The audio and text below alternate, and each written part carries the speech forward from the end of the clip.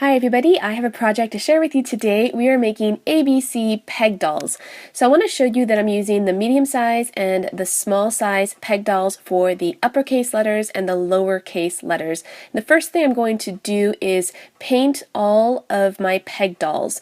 Now these are Lyra paints and you can find these at a Child's Dream, and for a limited time you can find all the materials you need in order to do this project as a kit at achildsdream.com, and I'm going to leave that information in the description box below. So I'm going to go ahead and paint each set the same color, but each set of letters are going to be a different color, and by the end of it, it's going to look kind of like a rainbow. Now I'm setting this one aside so I can go back to that larger peg doll so I can work on the hair and the face. There's a couple different ways that you can do this, and I'm going to show you the simplest way first.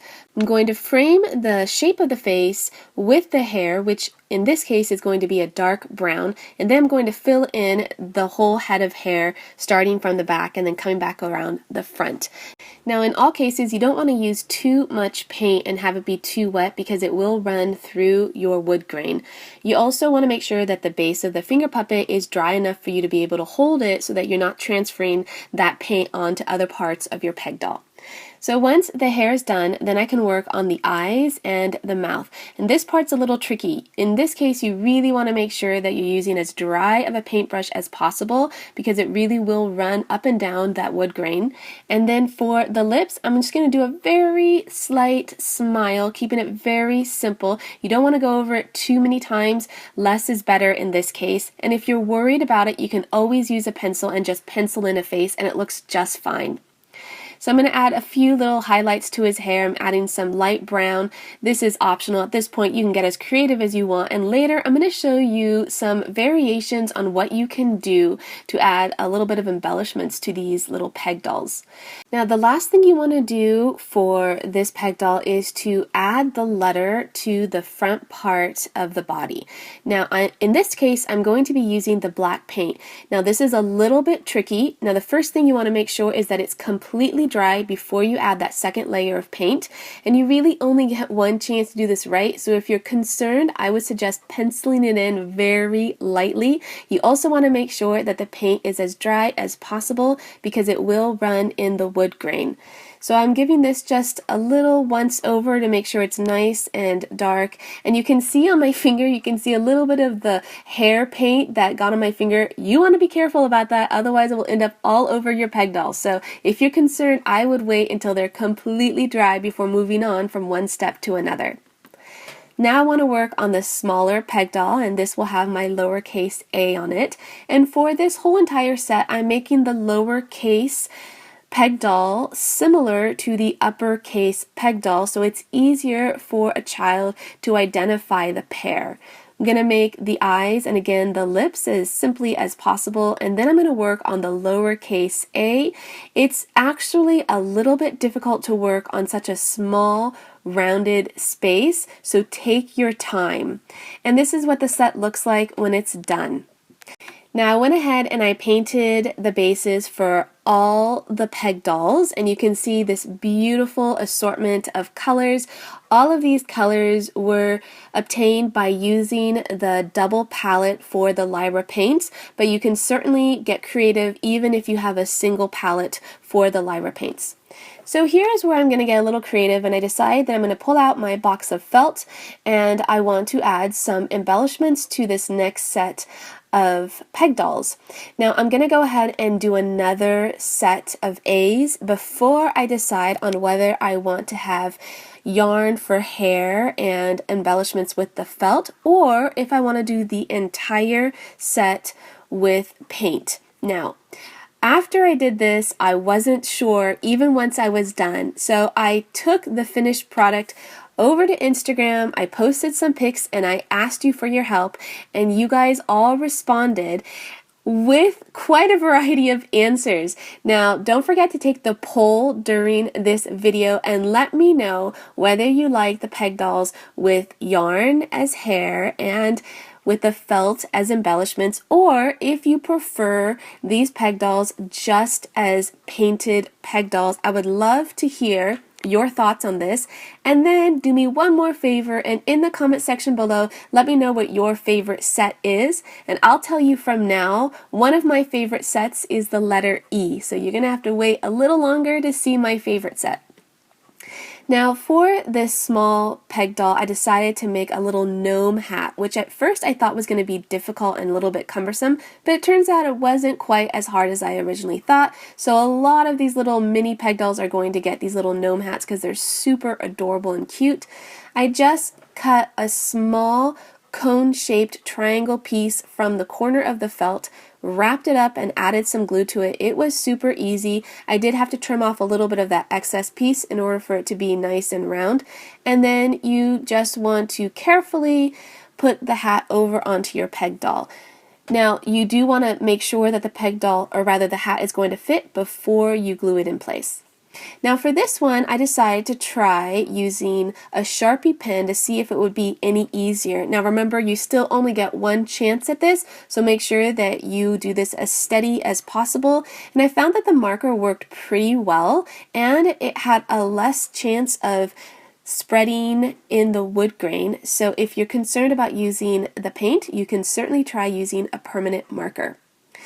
Now I wanted to give that peg doll a little embellishment feature here, so I'm giving him a little cape. And I just kind of cut sort of a trapezoid piece out of a spare piece of felt, and then once I had gotten all in place, I realized you couldn't see the letter A, but that's okay. I went ahead and just trimmed around it. It was fine, and that way you can still see the A, and he has a nice thick head of hair, which I think is adorable. And there's this set now that's a little bit more embellished than the painted set. Now I wanted to do one more before I decided on whether I wanted to do painted or embellished, and I decided to make a girl here with some really long white blonde hair. So I've cut a bunch of strands of yarn. This is Lamb's Pride yarn, and this is wool yarn, and I really like working with this one. You can use the bulky or the worsted weight. I do like the bulky because it does make for a really nice full head of hair. And because I'm going to put a little bandana on top of her hair, I'm not so concerned about how the hair looks. Just want to make sure that she has enough hair to cover her whole head. So I'm going to give her several layers, working from the top and then underneath the top layer, and then finally I'm going to work around the back side of her hair. You just want to be careful as you're doing this because the glue, when you're working with hot glue, it can get on everything very quickly, and you have a very short space of time to actually work with the glue before it cools down. Now if you're concerned about using a glue gun, you can certainly use tacky glue, but it will take much longer to dry, but you also have more flexibility in moving your pieces around until you get it just right. So I'm going to do one more layer underneath this bottom part of hair here before I give her a trim. Now it doesn't matter if all the strands of yarn are kind of a little bit too long or too short. Once you cut it, it's all going to be the same length, and you want to keep those little extra strands because they are going to turn into her bangs, which is optional of course, but I do like giving bangs if I'm going to do a little headband. So with those extra strands, I'm going to just use the hot glue and make her a set of bangs, which of course are far too long at this point, but that's okay. We're going to trim them off before giving her a little headband. To make the headband, all I need to do is to trim off a large triangular piece, and the directions for this kit have all of the measurements that you need, so you can again check the description box below for a link to this kit, which is available for a limited time at achildsdream.com. I'm going to go ahead and glue those last flaps underneath her hair. You want to make sure that it's on the wooden piece and not on her hair, but then we're also going to glue down the top flap all the way in the back, and we're going to do that directly onto her hair. Alright, so she's done and she's looking really cute, and I'm going to give her a little bit more of a trim there. There's a long extra piece hanging out there. And now I want to work on the little coordinating peg doll. So again, I have cut kind of a conical shape out of the corner of that felt. Now this one is quite a bit larger, but that's okay. I feel like larger is better than smaller. You can always trim it down, and it's also a little bit easier to work with when it is taller. You do have to be really careful because that hot glue is hot and you only have a little bit of time to really shape this into a little circular hat. And then you can see I just trimmed off that extra piece so that it's nice and flush. And this one is a little bit larger, but I find it to be super cute when they're hanging really far over the little head. And that's it for this little guy. All we have to do now is add the letters. Now every time I had to put a letter on, I was a little bit worried, and on occasion I would go over the letter a couple of times if I didn't make it quite right. So on some of the letters you'll be able to see that, but once they're all done you can hardly tell at all. They turned out really cute and you'll be able to get a glimpse of that in just a little bit. Alright, so I'm going to do the lowercase b for this one. Again, I'm trying to make them coordinate so they have the same color felt and the same color for the bodies of the peg doll. And this is what I posted on Instagram, a picture of these 6 peg dolls so that I could get some feedback from y'all, and I got quite the varied feedback, so I ended up doing a combination of both painted and embellished peg dolls. So I'm going to go through the entire set right now. I did not record the entire process because it's very similar for each one. They either had long hair or short hair, and for the ones that are varied, I'll explain what I did in order to give them that look. For this one I added a little bit of an embellishment to his cape, but then after this I got pretty simple with them because I found that it was going to take far too long if I did too many embellishments for each of them. So this one I just added braids rather than the long hair. Here's the letter E. It turned out to be my favorite one of the whole bunch, but I will comment on other ones that I love a lot, and I hope that you leave your favorite one in the comment section below. F was super simple. Both of them ended up being gnomes. G is not my favorite. I don't like the way her hair turned out, but that's okay. They're not all winners, and that's fine. H, I gave him a little scarf there because he looked like he needed that. And then I liked it so much I did the same with I, but I gave them bright white hair and also scarves for both of them.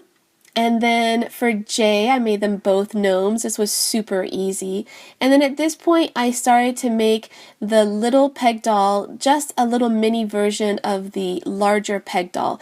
For this one, I didn't have the right color felt, so I just painted some white felt with those different paints, and it worked out perfectly. You can see that it matches the body of that peg doll almost exactly. So that's another little trick. If you don't have the exact right color for the felt, go ahead and paint it. It works just fine. Oh my goodness, this one took forever. The letter M with those pigtails. I can't believe I got myself into that. I think that was the longest one out of all of them. She looks super cute, but she takes up a ton of space. But I do like that I did that at least once. Alright, so we have another painted set here, the letter N. I totally messed up on the mouth. You can see that the paint bristles were separated when I drew her mouth, and so she looks a little bit clownish, but that's okay. Again, once you see the whole set together, it really doesn't matter. So here you can see that my little mini peg doll resembles the adult peg doll with the hat and the hair, and same goes with this set, although I didn't make a cape for the smaller letter P.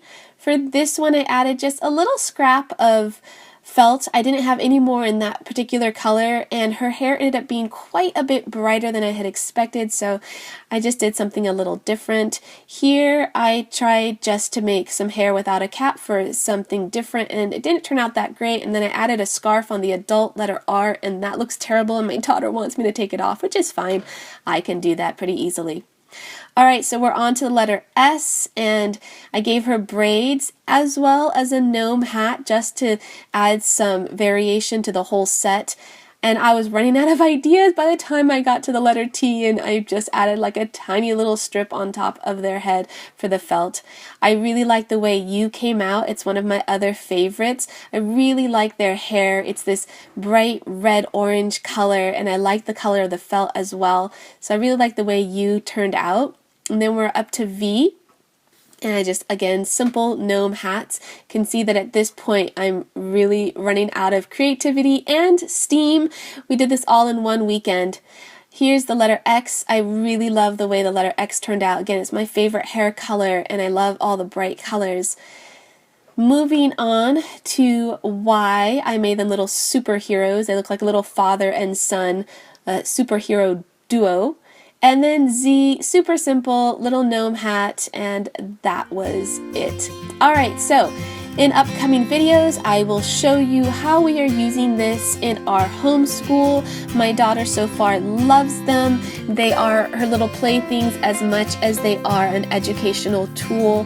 She loves that they are organized as families. She's a little girl, so even if they weren't, she would be grouping them as families because that's what she does. Alright, so don't forget to check the description box below for more details. Please take the poll. It's in the little eye icon at the top of this video. Don't forget to leave your favorite letter in the comment section below. I would love to see what you guys like. And don't forget that you can find me on a daily basis by visiting me on Instagram at Pepper and Pine.